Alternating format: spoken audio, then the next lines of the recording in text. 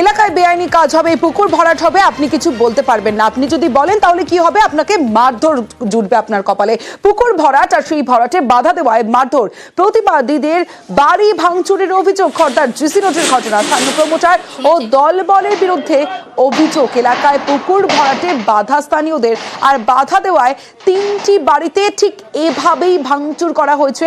যে ছবি আপনারা দেখছেন, এই প্রমোটার এবং তার দলবল গিয়ে এভাবে ভাঙচুর করে, প্রতিবাদীদের বাড়ি দোকান ভাঙচুর করা হয়, কারণ পুকুর ভরাট হচ্ছিল, তারা সেই পুকুর ভরাটে বাধা দেয়, আর সে কারণে এইভাবে ভাঙচুর করা হয়। দোকান ও বাড়িতেও লুটপাটের অভিযোগ। রহরা থানায় অভিযোগ দায়ের, এখনো অধরা অভিযুক্তরা।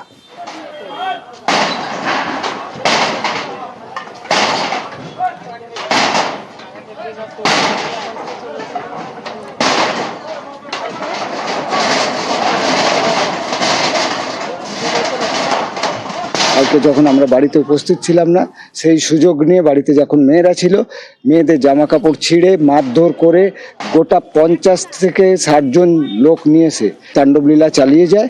এই ইমতিয়াজ শাহজাদার নেতৃত্বে, আর ইমরান বলে একজন রুইয়া 16পট্টিতে থাকে, তার উদ্যোগে, মানে সেই হচ্ছে এই ধরনের কাজের কন্ট্রাক্ট নেয় এবং ছেলে রিক্রুট করে, তারাই এসে ভাঙচুর করে। শাবল, কুরুল, তারপরে কাস্তে, দা, সব রকম যে ভাঙচুরের যে জিনিসপত্র গাইতি নিয়ে এসে এরা টানা 3 ঘন্টা তাণ্ডব লীলা চালিয়ে যায়।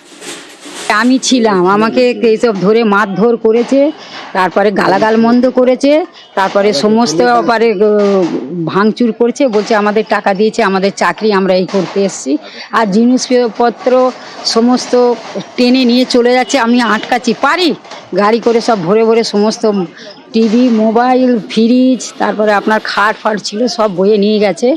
দাদাকে ধাক্কা মেরেছে, ধাক্কা মেরে পড়ে গেছে, আর পিছন থেকে মোবাইলটা কেড়ে নিয়ে নিয়েছে।